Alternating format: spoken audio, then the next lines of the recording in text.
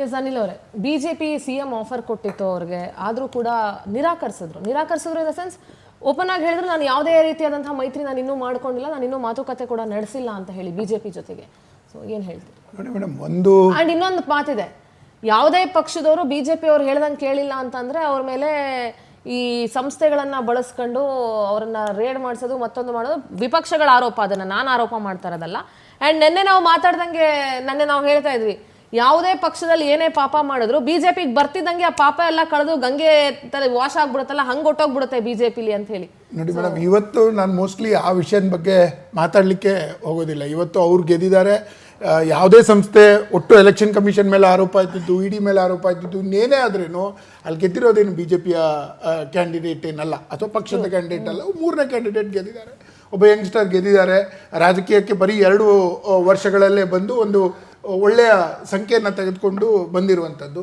So ಹೀಗಾಗಿ ನಿನ್ನೆ ಮಾನ್ಯ ಪ್ರಧಾನಮಂತ್ರಿಗಳಾದ ನರೇಂದ್ರ ಮೋದಿಯವರು ಅತ್ಯಂತ ಸ್ಪಷ್ಟವಾಗಿ ಹೇಳಿದ್ದಾರೆ, ನಮಗೆ ಅಲ್ಲಿ ಒಂದು ಚಿಕ್ಕ ಮಟ್ಟದಲ್ಲಿ, ಸಣ್ಣ ಮಟ್ಟದಲ್ಲಿ ನಮಗೆ ವೋಟ್ ಶೇರ್ ಬಂದ್ರೇನು ನಾವು ಡೆವಲಪ್ಮೆಂಟ್ ವಿಷಯದಲ್ಲಿ ಅಲ್ಲಿಯ ಸರ್ಕಾರದ ಜೊತೆಗೆ, ಅದು ತಮಿಳುನಾಡು ಆಗಿರ್ಬೋದು, ಕೇರಳ ಆಗಿರ್ಬೋದು, ಅಲ್ಲಿಯ ಸರ್ಕಾರದ ಜೊತೆಗೆ ತುಂಬ ಚೆನ್ನಾಗಿ ಕೆಲಸ ಮಾಡ್ತೀವಿ ಅಂತ ನಾವು ತುಂಬ ಸ್ಪಷ್ಟವಾಗಿ ಹೇಳಿದ್ದೀವಿ. ಹೀಗಾಗಿ ಯಾರಿಗೆ ಸೀಟ್ ಗೆಲ್ಲಕ್ಕಾಗೋದಿಲ್ವೋ, ಯಾರಿಗೆ ಸೋಲನ್ನು ಅಕ್ಸೆಪ್ಟ್ ಮಾಡ್ಕೊಳ್ಳೋಕ್ಕಾಗೋದಿಲ್ವೋ, ಯಾರಿಗೆ ತಮ್ಮ ಮತದಾರರ ಮೇಲೆ ಮತ್ತು ಒಟ್ಟು ಸಂವಿಧಾನದ ಸಂಸ್ಥೆಗಳ ಮೇಲೆ ನಂಬಿಕೆ ಇರೋದಿಲ್ವೋ, ಅವರು ಈ ಥರದ ಆರೋಪಗಳನ್ನು ಮಾಡುವಂಥದ್ದು ತುಂಬ ಸಹಜ. ಆದರೆ ಭಾರತೀಯ ಜನತಾ ಪಾರ್ಟಿ ತುಂಬ ಕ್ಲಿಯರ್ ಆಗಿದೆ, ನಾವು ಓಪನ್ ಮೈಂಡೆಡ್ ಆಗಿದ್ದೀವಿ.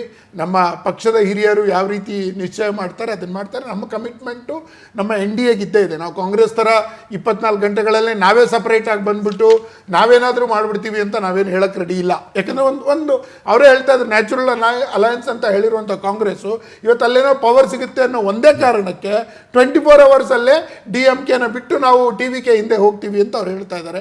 ಬಿಜೆಪಿ ಆ ಥರದ ವಿಚಾರವನ್ನು ಸಣ್ಣ ಮಟ್ಟದಲ್ಲಿ ಅಟ್ಲೀಸ್ಟ್ ಮೀಡಿಯಾದ ಮುಂದೆ ಕೂತ್ಕೊಂಡು ಮಾಡುವಂಥ ನನ್ನೊಂದು ಪ್ರಶ್ನೆ ಇದೆ. ನೀವಂದ್ರೆ ಈಗ ಕಾಂಗ್ರೆಸ್ ಅವರು ಅಧಿಕಾರ ಸಿಕ್ಕುತ್ತೆ ಅಂದ ತಕ್ಷಣ DMK ಬಿಟ್ಟು TVK ಜೊತೆ ಹೋಗಕ್ಕೆ ರೆಡಿ ಇದ್ದಾರೆ ಅಂತ ನೀವು ಹೇಳ್ತಾ ಇದ್ದೀರಿ. ನಾನು ಮಿತ್ರ ಪಕ್ಷಗಳ ಜೊತೆಗೆ ಅಲಯನ್ಸ್ ಜೊತೆಗೆ ಮಾತಾಡಬೇಕಲ್ಲ. That is what you told ಅಲ್ವಾ ಇವಾಗ? ಹೌದು, ಅಲಯನ್ಸ್ ಜೊತೆಗೆ ಮಾತಾಡಬೇಕು. ಈಗ ಒಂದು ನಿಮಿಷ, ಈಗ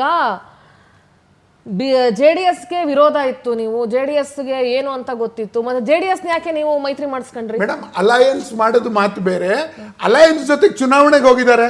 ರಿಸಲ್ಟ್ ಬಂದು ಇನ್ನೂ 24 ಗಂಟೆ ಆಗಿಲ್ಲ, ಈಗಾಗಲೇ ಅಲಯನ್ಸ್ ಇಂದ ಹೊರಗಡೆ ಬರ್ತೀನಿ ಅನ್ನೋದಕ್ಕೂ ಎಲೆಕ್ಷನ್ಗಿಂತ ಮುಂಚೆ ಏನು ನಾವು ಮಾಡ್ತೀವಿ ಅಥವಾ ಎಲೆಕ್ಷನ್ಗಳ ನಂತರ ಏನು ಮಾಡ್ತೀವಿ ಅದು ಈ ದೇಶದಲ್ಲಿ ತುಂಬಾ ಸಹಜ. ನಾನು ಕೇಳ್ತಾ ಇರೋದು ಒಂದು ಕರ್ತವ್ಯ ಅಲ್ಲ ಮೇಡಮ್. ಅವ್ರೇನು ಹೇಳಿದ್ರು, ನಮ್ಮ ನ್ಯಾಚುರಲ್ ಪಾರ್ಟ್ನರ್ ಅವರಿಗೆ ಬೇರೆ ಏನು ಸಿಕ್ಕಿಲ್ಲ ಅನ್ನೋ ಅಪಾರ್ಚುನಿಟಿ 50 ವರ್ಷದಿಂದ ಅವರು ರಿಜೆಕ್ಟ್ ಆಗಿದ್ದಾರೆ. ಹೀಗಾಗಿ ಅವ್ರಿಗೊಂದು ಅಪಾರ್ಚುನಿಟಿ 5 ಸೀಟ್ ಸಿಕ್ಕರೂ ಪರವಾಗಿಲ್ಲ, ಏನಾದ್ರು ಮಾಡಿ ಒಳಗಡೆ ಹೋಗ್ಬಿಡೋಣ. ಅನಿಲ್ ಅವರು ಕರೆಕ್ಟ್ ಆಗಿ ಹೇಳಿದ್ರು. ಏನು ಗೊತ್ತಾ, ನ್ಯಾಚುರಲ್ ಅಲಯನ್ಸ್ DM ನಾವು ಅಧಿಕಾರ ಪಾರ್ಟಿ ಕೇಳಿಸ್ಕೊಳ್ಳಿ, ನಾನು ಅದನ್ನ ನಿಮ್ಗೆ ಹೇಳಕ್ ಬಂದೆ. ನಾನು ನಿಮ್ಗೆ ಒಂದು ಮಾಹಿತಿ ಮಾತ್ರ ಕೊಟ್ಟೆ. ಎರಡನೇ ಮಾಹಿತಿ ಏನು ಗೊತ್ತಾ, ನಾವು TVK ಬೆಂಬಲ ಕೊಟ್ಟರು ಕೂಡ DMK ನಾವು ತಿರಸ್ಕಾರ ಮಾಡ್ತೀವಿ ಅಥವಾ ಅಲಯನ್ಸ್ ಆಚೆಗೆ ಬರ್ತೀವಿ ಅಂತಲ್ಲ. ಮಾಹಿತಿ ಕೇಳಿಸ್ಕೊಳ್ಳಿ, ಮಾಹಿತಿ ಕಂಪ್ಲೀಟ್ ಕೇಳಿಸ್ಕೊಂಡು ನೀವು ಹೇಳಿ. DMKಗೂ ಕನ್ವಿನ್ಸ್ ಮಾಡಿ DMKನೂ ಒಟ್ಟು ತಗೊಂಡು, ಯಾಕಂದ್ರೆ ನಾವು ಇಂಡಿಯಾ, ನಾನು ನಿಮ್ಗೆ ಯಾವಾಗಲೂ ಹೇಳಿದೆ, ಇಂಡಿಯಾ ಅಂತ ನಾವು ಒಂದು ಮೈತ್ರಿಕೂಟ ಮಾಡ್ಕೊಂಡ್ಮೇಲೆ, ಬ್ಲಾಕ್ ಮಾಡ್ಕೊಂಡ್ಮೇಲೆ 2023 ಚುನಾವಣೆಗೆ ನಾವು ಅವ್ರ ಜೊತೆ ಸ್ನೇಹ ಇಲ್ಲದಲ್ಲೇ ನಾವು ವಿರುದ್ಧವಾಗಿ ಹೋಗ್ತೀವಿ ಅಂತ ಹೇಳ್ತಾ ಇದೀವ? ಇಲ್ಲ, ನಾವೇನು ಹೇಳ್ತಾ ಇದೀವಿ ಅಂದರೆ ಇಂಡಿಯಾ ಮೈತ್ರಿಕೂಟದಲ್ಲಿ ಅವರೂ ಇರ್ತಾರೆ, ಇವರಿಗೆ ಯಾವ ಅವಕಾಶಗಳು 29 ವಿಷಯ ಮೇಡಮ್ ನಾನು ಹೇಳ್ತಾ ಇರೋದು ನಟರಾಜ್ ಗೌಡ್ರು ಹೇಳ್ತಾ ಇರೋದು ಹೆಂಗಿದೆ ಅಂದ್ರೆ, ಕನ್ವಿನ್ಸ್ ಮಾಡಿ ಒಂದ್ ನಿಮಿಷ, ಈಗ ಯಾವ್ದೋ ಮನೆಯಲ್ಲಿ ಏನೋ ಅಂತರ್ಜಾತಿ ವಿವಾಹಕ್ಕೆ ಅಥವಾ ಅಂತರ್ಧರ್ಮ ವಿವಾಹಕ್ಕೆ ಮನೆಯಲ್ಲಿ ಅಪ್ಪ ಅಮ್ಮ ಒಪ್ಲಿಲ್ಲ ಅಂದ್ರೆ, ನಾನು ಅಪ್ಪ ಅಮ್ಮನ ಒಪ್ಪಿಸ್ಬಿಟ್ಟು ನೀಟಾಗಿ ಹೇಳ್ಬಿಟ್ಟು ಮನೆಯಿಂದ ಹೊರಗಡೆ ಬಂದು ಮದುವೆ ಆಗ್ತೀನಿ,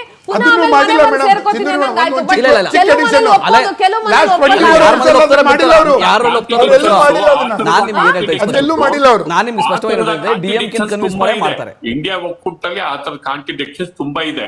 ಅಂದ್ರೆ TVKನೂ ಕೂಡ ಇಂಡಿಯಾ ಒಕ್ಕೂಟಕ್ಕೆ ಸೇರಿಸ್ಕೊತೀನಿ ಅಂತ ಅವ್ರು ಹೇಳ್ತಿರೋದು. DMK ಜೊತೆಗೆ ಸರ್ ನೀವು ರಾಜಕೀಯ ವಿಶ್ಲೇಷಕರು, ನಿಮ್ಗೆ ಕೇಳ್ತೀನಿ ಸರ್, DMK ಮಾತಾಡದೇನೆ ಮುಂದೆ ಸರಿ. ಇಲ್ಲಿ ಒಂದು ತಮಿಳುನಾಡಲ್ಲಿ ಒಂದು ಬದಲಾವಣೆಯ ಗಾಳಿ ಬೀಸಿದೆ. 108 ಸಂಖ್ಯೆಗಳಷ್ಟು ದೊಡ್ಡ ಪ್ರಮಾಣದಲ್ಲಿ ಒಂದು ಚಾರಿತ್ರಿಕ ಗೆಲುವನ್ನ ಅವ್ರು ಸಾಧಿಸಿದ್ದಾರೆ. ಇದು ಹಿಸ್ಟಾರಿಕ್ ಶಾರ್ಟ್ ಟೈಮ್ ಚಾರಿತ್ರಿಕ ಗೆಲುವನ್ನ ಸಾಧಿಸಿದ್ದಾರೆ. ಹೊಸ ತಲೆಮಾರಿನ ಸರ್ಕಾರ. ಅಲ್ಲಿ ಯಾವ ಐಡಿಯಾಲಜಿನೋ ಆ ಐಡಿಯಾಲಜಿನೂ ಬೇಡ, ಇವರು ಬೇಡ. ಈಗ ಹೊಸ ತಲೆಮಾರು ಅನ್ಎಂಪ್ಲಾಯ್ಮೆಂಟ್ ಅಥವಾ ಡೆವಲಪ್ಮೆಂಟ್, ಈ ತರದ ಕೆಲವು, ಮತ್ತು ಕರಪ್ಷನ್ ವಿರುದ್ಧದ ಹೋರಾಟ, ಈ ತರದ ಕೆಲವು ಇಶ್ಯೂಸ್ ನ ಬೇಸ್ ಮಾಡಿಕೊಂಡು ಒಂದು ಸರ್ಕಾರ ಬಂದಿದೆ. ಅದಕ್ಕೆ ಸಣ್ಣ ಸಂಖ್ಯೆಯ ಶಾಸಕರ ಕೊರತೆ ಇದೆ. ಹೀಗಾಗಿ ಈಗ್ಲೇನೆ ಆ ಸರ್ಕಾರವನ್ನ ನೆಗೆಟಿವ್ ಇದರ ಸುಳಿಯಲ್ಲಿ ಸಿಕ್ಸೋ ಬದಲು, ಅದ್ರ ಬಗ್ಗೆ ಕಾಮೆಂಟ್ ಮಾಡೋ ಬದಲು, ಅದಕ್ಕೊಂದು ಸ್ಥಿರ ಸ್ವರೂಪ ಬರಬೇಕಾದ್ರೆ ಇರೋ ಪಾಸಿಬಿಲಿಟಿನಲ್ಲಿ ಅವರ ಆಕ್ಷನ್ಸ್ ಏನಿದೆ ಅದನ್ನ ಫೈಂಡ್ ಔಟ್ ಮಾಡೇ ಮಾಡ್ತಾರೆ. ಅದರಲ್ಲಿ ಕಾಂಗ್ರೆಸ್ಸಿನ ಬೆಂಬಲನೋ ಅಥವಾ ಸಣ್ಣ ಸಣ್ಣ ಪಕ್ಷಗಳ ಬೆಂಬಲನೋ ಅದು ತೆಗೆದುಕೊಳ್ಳೋದು, ಮತ್ತೆ ಗೌರ್ಮೆಂಟ್ ಸ್ಥಿರ ಸರ್ಕಾರ, ಒಂದು ಹೊಸ ಪ್ರಯೋಗದ ಸ್ಥಿರ ಸರ್ಕಾರ ಅಧಿಕಾರಕ್ಕೆ ಬರೋದು ಸ್ವಾಗತಾರ್ಹ ಪ್ರಯತ್ನ. ಮತ್ತು ಅಂತ ಸರ್ಕಾರಗಳ ಪರವಾಗಿ ಒಂದು ಸ್ಟೇಬಲ್ ಗೌರ್ಮೆಂಟ್ ಕೊಡೋದಕ್ಕೆ ಸಣ್ಣ ಸಣ್ಣ ಪಕ್ಷಗಳು ನಿಂತರೂ ಕೂಡ ಅದು ಸದ್ಯದ ಪರಿಸ್ಥಿತಿಯಲ್ಲಿ ಸ್ವಾಗತಾರ್ಹವಾದಂತಹ ಕ್ರಮನೇ ಅಂತ ನನಗನ್ಸುತ್ತೆ. ಆಮೇಲೆ ಮಹಾರಾಷ್ಟ್ರದಲ್ಲಿ ಬಿಜೆಪಿ ಮಧ್ಯರಾತ್ರಿನಲ್ಲಿ ಓದ್ ತಗೊಂಡು, ನಿಮ್ಗೆ ಜ್ಞಾಪಕ ಇರಬೇಕು, ಇನ್ನು ಸೂರ್ಯನೇ ಹುಟ್ಟಿರ್ಲಿಲ್ಲ. ಸೂರ್ಯ ಹುಟ್ಟಿದ ಸಮಯದಲ್ಲಿ ಓದ್ ತಗೊಂಡ್ರು ಫಡ್ನವೀಸ್ ಅವರು. ಯಾರ ಜೊತೆ? ಅಜಿತ್ ಪವಾರ್ ಜೊತೆ. ಕೇಳಿ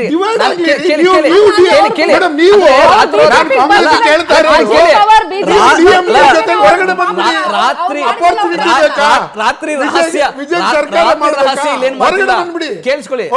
ನಾವು ಡಿಎಂಕೆ ನಾವು ಚರ್ಚೆ ಮಾಡ್ತೀವಿ, ಮಾತಾಡ್ತೀನಿ. ಅವ್ರ ತಂದೆ ಹೇಳಿದ್ರು ನಾವು ಒಪ್ಪಿಗೆ ಕೊಡ್ತಾ ಇದ್ದೀವಿ, ಸೆಂಟ್ರಲ್ ಅಲ್ಲಿ ಮಾತಾಡ್ತಾ ಇದೀವಿ ಅಂತೆಲ್ಲ ಹೇಳ್ತಾ ಇದ್ದಾರೆ. ಮೇಡಮ್ ನಿಮ್ ಮಿತ್ರ ಪಕ್ಷ ಮಾತಾಡ್ತಾನೆ, ಅವ್ರ ಜೊತೆಗೆ ಎಲೆಕ್ಷನ್ ಇದು ದ್ರೋಹ. ನಾನು ಅದನ್ನೇ ಹೇಳ್ತಾ ಇದ್ದೀನಿ, ಅದನ್ನ ಜನರಿಗೆ, ಕರ್ನಾಟಕ ಜನರಿಗೆ ನಾನು ಹೇಳ್ತಾ ಇದ್ದೀನಿ.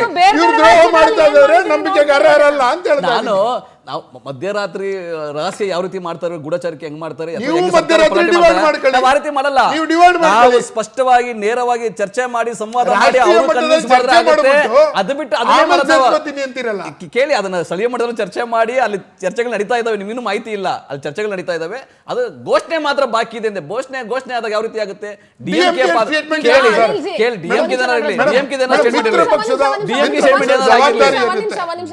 ಅನಿಲ್ ಅವರೇ, ನೀವೀಗ ಮಿತ್ರ ಪಕ್ಷದ ಬಗ್ಗೆ ಮಾತಾಡ್ತಾ ಇದ್ದೀರಿ.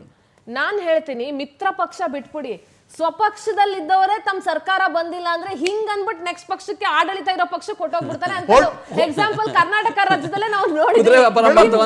ಥಿಂಕಿಂಗ್ ಅಬೌಟ್ ಮಿತ್ರ ಪಕ್ಷ. ಮೇಡಮ್, ಹೋಗೋದು ರಾಜಕೀಯದಲ್ಲಿ ಇದೆಲ್ಲ ಪಾಸಿಬಿಲಿಟಿ ಇದೆ.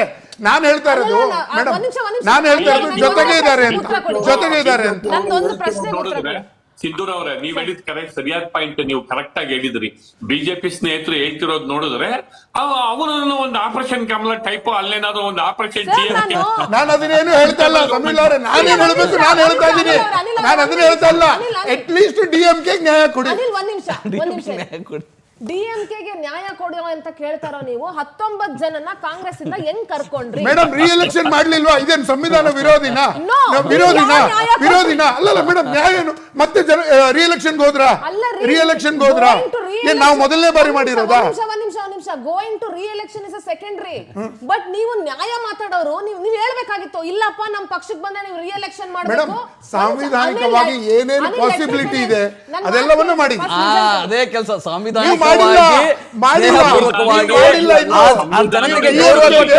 ತಮಿಳುನಾಡಿನ ಜನತೆಗೆ ಗೌರವ ಕೊಟ್ಟು ಬಂದಿರತಕ್ಕಂತ ವರ್ಲ್ಡ್ಗೆ ಗೌರವ ಕೊಟ್ಟು ಯಾವ ರೀತಿಯಲ್ಲಿ ಸಂವಿಧಾನವನ್ನ ಎತ್ತಿ ಹೋಗಕ್ಕೆ ಸಾಧ್ಯ ಇದೆ? ನ್ಯಾಯ ಮಾತಾಡೋರು ನೀವು ಅವ್ರಿಗೆ ಹೇಳ್ಬೇಕಾಯ್ತು, ತಿಳಿಸಿ ಬುದ್ಧಿ ಹೇಳ್ಬೇಕಾಯ್ತು. ನೋಡ್ರಪ್ಪ, ನಾವು ನ್ಯಾಯವಂತ ಪಕ್ಷ ನಮ್ದು ಬಿಜೆಪಿ. ನೀವು 19 ಜನ ಈಗ ಬಂದ್ಬಿಟ್ರೆ ನಾವು ರಿ-ಎಲೆಕ್ಷನ್ ಮಾಡ್ಬೇಕು, ಮತ್ತೆ ಸರ್ಕಾರದ ದುಡ್ಡು ಖಾಲಿ ಆಗುತ್ತೆ, ಜನಗಳಿಗೆ ನಾವು ಅನ್ಯಾಯ ಮಾಡ್ದಂಗ ಆಗುತ್ತೆ. ನಿಮ್ಮನ್ನ ಆಯ್ಕೆ ಮಾಡಿರೋ ಜನಗಳಿಗೆ ನೀವು ದಯವಿಟ್ಟು ವಾಪಸ್ ಕಾಂಗ್ರೆಸ್ ಹೋಗಿ ಅಂತ ನೀವು ನ್ಯಾಯಯುತವಾಗಿ ಎರಡು ಬೇರೆ ಬೇರೆ ವಿಷಯಗಳು. ಮೇಡಮ್, ನನ್ನನ್ನು ಕೇಳಿ, ಆರೋಪ ನನ್ನನ್ನು ಮಾಡಿ ಸಮೀಲ್ ಅವ್ರಿಗೆ ಹೆಂಗೆ ಕ್ವಶನ್ ಕೇಳ್ತೀರಾ ನೀವು? ನನ್ಗೆ ಹೇಳಿ, ನಾನ್ ಕ್ಲಾರಿಟಿ ಕೊಡ್ತೀನಿ. ನೀವು ಹೆಂಗ್ ಡಿಸೈಡ್ ಮಾಡ್ತೀರಾ? ನಾನ್ ಕೊಡ್ಬೇಕಲ್ವಾ? ಬಿಜೆಪಿ ಅಷ್ಟೇ ನಾನು ಹೇಳ್ಬೇಕಲ್ವಾ? ನಾನು ಹೇಳ್ಬೇಕಲ್ವಾ ಮೇಡಮ್? ಸಂವಿಧಾನ ನಾನು ಹೇಳ್ತಾ ಇದ್ದೀನಲ್ಲ, ಸಾಂವಿಧಾನಿಕವಾಗಿ ಬೇರೆ ಪಕ್ಷದಿಂದ ಬಂದು ಅಲ್ಲಿಂದ ಇಲ್ಲಿ ಸೇರ್ಪಡೆ ಆಗಿ ಮತ್ತೆ ಚುನಾವಣೆಗೆ ಹೋಗುವುದು, ಅದು ಜನ ನಿಶ್ಚಯ ಮಾಡಿದ್ದಾರೆ. ಅವ್ರು ಗೆದ್ದು ಚುನಾವಣೆ ಬಂದ್ರು, ಸರ್ಕಾರ ಆಯ್ತು. ಅದೇ ಸಂವಿಧಾನ ಮತಗಳೇನಾದ್ರೂ ಸೀಟ್ಗಳು ಕಡಿಮೆ ಇತ್ತು ಅಂದ್ರೆ ಬೇರೆ ಪಕ್ಷದ ಬೆಂಬಲ ತಗೊಂಡು ಸರ್ಕಾರ ರಚನೆ ಮಾಡೋದು ಇಲ್ಲ, ಅದಾಗ್ತಾ ಇಲ್ಲ ಮೇಡಮ್. ಇಲ್ಲ, ಅದಾಗ್ತಾ ಇಲ್ಲ. ನಾನು ಹೇಳೋದು, ನೀವು ಪಾರ್ಟ್ನರ್ಶಿಪ್ ಬ್ರೇಕ್ ಮಾಡ್ದೇನೆ ಅದನ್ನೇ ಹೇಳ್ತಾ ಇದೀನಿ. ಅಪಾರ್ಚುನಿಸ್ಟ್ ಅಂತ ನಾನು ಹೇಳ್ತಾ ಇದ್ದೀನಿ. ನಾನು ಅವ್ರಿಗೆ ಹೇಳ್ತಾ ಇದ್ದೀನಿ, ಅವ್ರು ಹೇಳಿ. ಅಲ್ಲ, ಬಿಹಾರಲ್ಲಿ ಕಾಂಗ್ರೆಸ್ ಮಾಡಿದ ಬಗ್ಗೆ ಹೇಳ್ತಿದ್ದೀರಾ? ಈಗ ಬಿಜೆಪಿ ಸ್ನೇಹಿತರಿಗೆ ಆಯ್ತು. ಈಗ ಎಐಡಿಎಂಕೆನು ಅವರು ಸಿಂಪಥೆಟಿಕ್ ಆಗಿ ಅವ್ರು ಬಂದ್ರು ಇಲ್ಲ ನಾವು ಕನ್ಸಿಡರ್ ಮಾಡ್ತೀವಿ ಅಂತ ಹೇಳಿ ಅವ್ರ ಜೊತೆಗೂ ಸಿಂಪಥೆಟಿಕ್ ಇದ್ದೀರಾ. ಈಗ ನೀವು NDA ನಲ್ಲಿ ಎಐಡಿಎಂಕೆ ಇದ್ದು ಅದರ ಅಪೋನೆಂಟ್ DMK ಜೊತೆ ಅಲಯನ್ಸ್ ಹೆಂಗ್ ಮಾಡ್ಕೊತೀರಾ? ಸರ್ ಸಾರಿ ಇನ್ನೊಂದ್ಸರಿ AIADMK is also part of NDA. ಹೌದು, ಎಐಡಿಎಂಕೆಗೂ TMKಗೂ ಆಗಲ್ಲ, ಎಲೆಕ್ಷನ್ ನಲ್ಲಿ ಅಪೋನೆಂಟ್ ಇದ್ದಾರೆ. AIADMK is also considering giving support to madam. ಅಲ್ಲ ಸಮೀಲ ಸರ್, ನಾನು ಹೈಪೋಥೆಟಿಕಲ್ ಕ್ವಶನ್ಗಳಿಗೆ ಈಗಲೇ ಅಂತೂ ಏನು ಆನ್ಸರ್ ಕೊಡ್ತಾ ಇಲ್ವಾ? ನಾನು ಹೇಳ್ತಾ ಇಲ್ಲ ಏನನ್ನು, ಇದಕ್ಕೆ ನಾನು ಆನ್ಸರ್ ಕೊಡ್ಬೇಕು. ಅದೊಂದು ಪಾರ್ಟಿ ಡಿಸೈಡ್ ಮಾಡುತ್ತೆ ಏನ್ ಮಾಡಬೇಕು. ನಾನೇ ಅವ್ರ ಪಾರ್ಟಿ ಓಪನ್ ಅಪ್ ಆಗಿ ಬಂದು ಹೇಳ್ತಾ ಇದ್ದಾರೆ, ಅವ್ರ ವಕ್ತಾರರು ಹೇಳ್ತಾ ಇದ್ದಾರೆ. ಈಗ ಆಪರೇಷನ್ ಕಮಲ ಕುದುರೆ ವ್ಯಾಪಾರದಂತಹ ಅನೈತಿಕ ಕೆಲಸಗಳಿಗಿಂತ ಒಂದು ಮಿತ್ರ ಪಕ್ಷಗಳಿಗೆ ದ್ರೋಹ ಏನು, ಆಪರ್ಚುನಿಟಿ ಸಿಕ್ತು ಅಂತ. ಮಿತ್ರ ಪಕ್ಷ ದ್ರೋಹ ಯಾವ ಗೊತ್ತಾ? ಕಾಂಗ್ರೆಸ್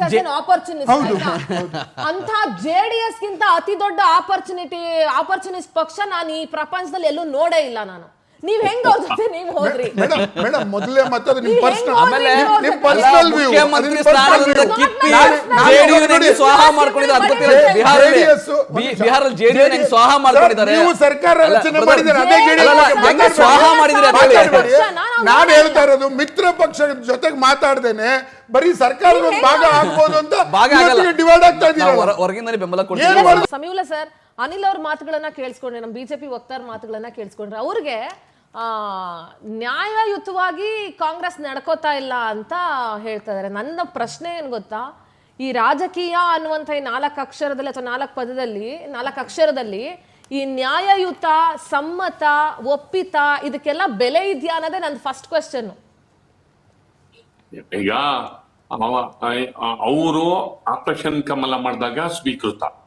ಹೌದು, ಅವರು ಯಾವುದೋ ಒಂದು 2/3 ಮೆಜಾರಿಟಿ ಇರೋ ಜನಾನೇ ಹಾರಿಸಿ ಪಾರ್ಟಿನಲ್ಲಿ ವಿಲೀನ ಮಾಡ್ಕೊಂಡ್ರೆ ಸ್ವೀಕೃತ. ಎಲ್ಲ ಡೆಮೋಕ್ರಟಿಕ್ ಎಲ್ಲ ಸಂವಿಧಾನದ ಚೌಕಟ್ಟಲ್ಲಿ ನಡೆಯೋದು. ಬೇರೆಯವರು ಅದನ್ನ ನಮ್ಮ ಅಪೋನೆಂಟ್ಸ್ ಅದನ್ನ ಮಾಡಿದ್ರೆ ಅದು ಅಸ್ವೀಕೃತ, ಅಸಂವಿಧಾನಿಕ. ಇದು ಸೀರೀಸ್ ಆಫ್ ನೋಡ್ತಿದ್ವಿ, ಬೇಕಾದಷ್ಟು ನೋಡ್ತಿದ್ವಿ. ಆಯ್ತಾ? ಈಗ ನಾನು ಅವ್ರಿಗೆ ಕೇಳಿದ್ದೇನು ಅಂದ್ರೆ ಎಐಡಿಎಂಕೆ ಪಾರ್ಟ್ ಆಫ್ NDA. ಈಗ ಎಐಡಿಎಂಕೆ ಬಂದು TVKಗೆ ಸಪೋರ್ಟ್ ಮಾಡುತ್ತೆ ಅಂತಂದ್ರೆ ಚುನಾವಣೆಯಲ್ಲಿ ವೈರಿಗಳು ಅವರಿಬ್ರು. ಈಗ ರಿಸಲ್ಟ್ ಬಂದ್ಮೇಲೆ ಅವ್ರು ಸಪೋರ್ಟ್ ಮಾಡ್ತಾರೆ, ಅವ್ರು ಬೆಂಬಲಕ್ಕೆ ನಿಲ್ತಾರೆ ಅಂತಂದ್ರೆ ಅದು NDA ಒಳಗಿನ ಕಾಂಟ್ರಡಿಕ್ಷನ್ಸ್ ಅಂತ ಆಗಲ್ವಾ? ಹೌದು. ಅದನ್ನ ಕೇಳಿದ್ರೆ imagination, I can't answer for imagination ಅಂತಾರೆ. ಕಾಂಗ್ರೆಸ್ ಸಪೋರ್ಟ್ ಮಾಡುತ್ತೆ ಅಂದ್ರೆ ಆವಾಗ DMK ಕೈ ಕೊಡ್ತೀರಾ ನೀವು ಅಂತ ಹಂಗ್ ಶುರು ಮಾಡ್ತಾರೆ. ಅವ್ರಿಗಾದ್ರೆ ಒಂದ್ ಕ್ರೈಟೀರಿಯಾ, ಇದಕ್ಕಾದ್ರೆ ಮತ್ತೊಂದು ಮಾನದಂಡ. ಇದು ಯಾವ ಲೆಕ್ಕ ಅಂತ ಕೇಳಿದ್ರು. ನೀವು ಕೇಳಿರೋ ಪ್ರಶ್ನೆ, AIDMKದು ಅಫಿಷಿಯಲ್ ಸ್ಟೇಟ್ಮೆಂಟ್ ಯಾವ್ದಾದ್ರು ಬಂದಿದೆನಾ? ಮಾಧ್ಯಮಗಳಲ್ಲಿ ಚರ್ಚೆ ಆಗ್ತಾ ಇದೆ. ಇಲ್ಲಿ ಸಮಸ್ಯೆ ಏನಕ್ಕೆ ಬಂತು ಅಂತ ಹೇಳಿದ್ರೆ, ನಟರಾಜ್ ಗೌಡ್ರು ಕಾಂಗ್ರೆಸ್ಸಿನ ವಕ್ತಾರರಾಗಿ ಮತ್ತು ಇಡೀ ದಿನ ಇವತ್ತು ಸರ್ ನನ್ನ ಕ್ವಶನ್ ಆನ್ಸರ್ ಮಾಡ್ತಾ ಇದ್ದೀನಿ. ಇಡೀ ದಿವಸ ರಾಜ್ಯದ ಮತ್ತು ರಾಷ್ಟ್ರೀಯ ಮಾಧ್ಯಮಗಳಲ್ಲಿ ಕಾಂಗ್ರೆಸ್ಸಿನ ರೀತಿ ನೋಡಿದ್ರೆ ಕಾಂಗ್ರೆಸ್ ಸ್ಪಷ್ಟವಾಗಿ ಆ ಕಡೆ ವಾಲಿದೆ ಅಂತ ಗೊತ್ತಾಗ್ತಾ ಇದೆ. ನನ್ನ ಪ್ರಶ್ನೆ ತುಂಬಾ ಸ್ಪಷ್ಟ. 24 ಗಂಟೆ ಆಗಿಲ್ಲ, ನೀವು ಚುನಾವಣೆ ಅವ್ರ ಜೊತೆಗೆ ಎದುರಿಸಿದೀರಾ. ನಿಮ್ದೊಂದು ದೊಡ್ಡ ಪಕ್ಷ DMK ನಿಮ್ಮ ನ್ಯಾಚುರಲ್ ಅಲಯನ್ಸ್ ಅಂತ ನೀವೇ ಹೇಳ್ತೀರಾ.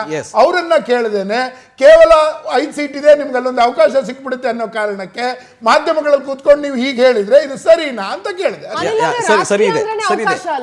ಮಾಧ್ಯಮಗಳಲ್ಲಿ ಕೂತ್ಕೊಂಡು ಹೇಳೋದು ಸರಿನಾ ಅಂತ ಕೇಳ್ತಾ ಇದ್ದೀನಿ. ಯಾಕೆ ಸರಿ ಇದೆ ನಾನು ಹೇಳ್ತೀನಿ, ನಾನು ಸರಿ ಇದೆ ಅಂತ ಹೇಳ್ತೀನಿ, ಯಾಕೆ ಸರಿ ಇದೆ ಅಂತ ಹೇಳ್ತೀನಿ. ಈಗ ಒಂದು ಅತಂತ್ರ ಪರಿಸ್ಥಿತಿ ಬಂದಿದೆ ತಮಿಳುನಾಡಲ್ಲಿ. 24 ಗಂಟೆ ಆಗೋಯ್ತು ಆಲ್ರೆಡಿ, ರಿಸಲ್ಟ್ ಬಂದು ಈಗಲೂ ಅತಂತ್ರನೇ ಮುಂದುವರೆದಿದೆ. TVK ಆಲ್ರೆಡಿ ಕ್ಲೈಮ್ ಮಾಡಿದೆ, ರಾಜ್ಯಪಾಲರು ಕ್ಲೈಮ್ ಮಾಡಿದೆ, ನಾವು ಲಾರ್ಜೆಸ್ಟ್ ಪಾರ್ಟಿ, ನಮಗೆ ಕರೀರಿ, ಇನ್ವೈಟ್ ಮಾಡಿ ಅಂತ ಹೇಳಿದ್ದಾರೆ.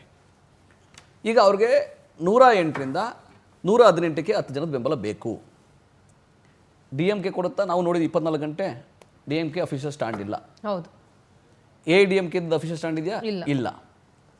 ನಾವು ಅಲಯನ್ಸ್ ಇದ್ದೀವಿ. ಇಟ್ಸ್ ನಾಟ್ ನಾವು ಅಲಯನ್ಸ್ ಇದ್ದೀವಿ ಅಂತ ಹೇಳಿದ ತಕ್ಷಣಕ್ಕೆ ಅಲ್ಲ, ಅವ್ರಿಗೆ ಇನ್ನೊಬ್ರು ಯಾವುದೋ ಒಂದು ಉತ್ತಮವಾದ ಒಂದು ನಾಯಕತ್ವ ಬಂದಿದೆ. ಈಗ ಜನ ಮೆಚ್ಚಿದ್ದಾರೆ, ಯುವಕರು ಮೆಚ್ಚಿದ್ದಾರೆ.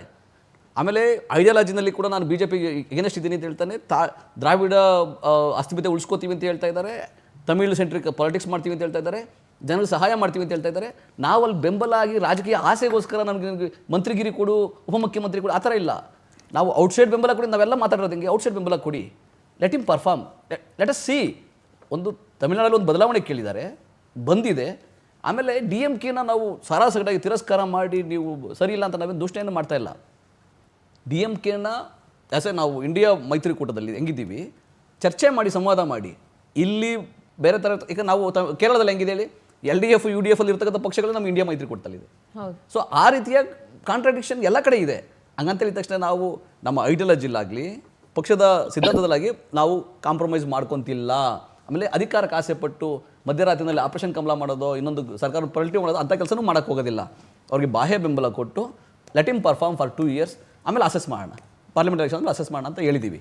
ಅದು ಇನ್ನೊಂದು DMK ಅದನ್ನು ಅಪೋಸ್ ಮಾಡುತ್ತೆ ಅಂತ ನಾನು ಅನ್ಕೊಳ್ಳಲ್ಲ. ಯಾಕಂದರೆ DMKಗೆ BJP AIDMKಗಿಂತ TVK ಪರವಾಗಿಲ್ಲ ಅಂತ ಅನ್ಸ್ಬೋದೇನೋ, ಯಾಕಂದರೆ ಅವರ ಕೆಲಸದಲ್ಲಿ ಇದು ಕಾರ್ಯದಲ್ಲಿ.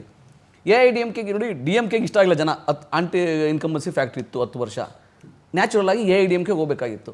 AIDMK ಯಾಕೆ ಹೋಗಲಿಲ್ಲ ಅಂದರೆ AIDMKಯಲ್ಲಿರೋದು ಜಯಲಲಿತಾ ಅಲ್ಲ, MGR ಅಲ್ಲ. ಅವರು ತಮಿಳು ಸೆಂಟ್ರಿಕ್ ಪಾಲಿಟಿಕ್ಸ್ ಮಾಡಿದರು, ದ್ರಾವಿಡ ಅಸ್ಮಿತೆಯ ಪಾಲಿಟಿಕ್ಸ್ ಮಾಡಿದರು. ಆದರೆ ಈಗಿರ್ತಕ್ಕಂಥ ಪಳನಿಸ್ವಾಮಿ, ಅಮಿತ್ ಶಾ ಏನು ಹೇಳ್ತಾರೋ ಅದನ್ನು ಕೇಳ್ತಾರೆ. ಹಿಂದಿ ಸೆಂಟ್ರಿಕ್ ಸಂಸತ್ ನಮಗೆ ಬಂದು ದಬ್ಬಾಳಿಕೆ ಆಗುತ್ತೆ, ಬೇಡ ಅಂತ ಜನ ತಿರಸ್ಕಾರ ಮಾಡಿರೋದು, ಬೇರೆಯವರಲ್ಲ. ಅದಕ್ಕೋಸ್ಕರ ಒಂದು ಗೌರವವನ್ನು ಆ ನಾಡಿಗೆ, ಅದು ಆಲ್ಟರ್ನೇಟಿವ್ ಬೇರೆ ಯಾರೂ ಇರಲಿಲ್ಲ. ಕಾಂಗ್ರೆಸ್ ನನ್ನ ಆಲ್ಟರ್ನೇಟಿವ್ ಇರಲಿಲ್ಲ. ನಾವು ತಮಿಳಲ್ಲಿ ಕಾಂಗ್ರೆಸ್ ಆಲ್ಟರ್ನೇಟಿವ್ ಅಲ್ಲ, BJP ಆಲ್ಟರ್ನೇಟಿವ್ ಅಲ್ಲ. ಹಾಗಾಗಿ ಆ ಸ್ಥಳೀಯ ಅಸ್ಮಿತೆಗೆ ಅವ್ರು ಬಂದಿರತಕ್ಕಂಥ ಅವಕಾಶಕ್ಕೆ ನಾವು ಗೌರವ ಕೊಡೋ ಕೆಲಸ ಅಷ್ಟೇ ಮಾತ್ರ ಮಾಡ್ತೀವಿ ಹೊರತು ರಾಜಕೀಯ ಲಾಭಕ್ಕಾಗಿ ಮಾಡೋದು ಕೆಲಸ ಅಲ್ಲ ಅದು. ಓಕೆ.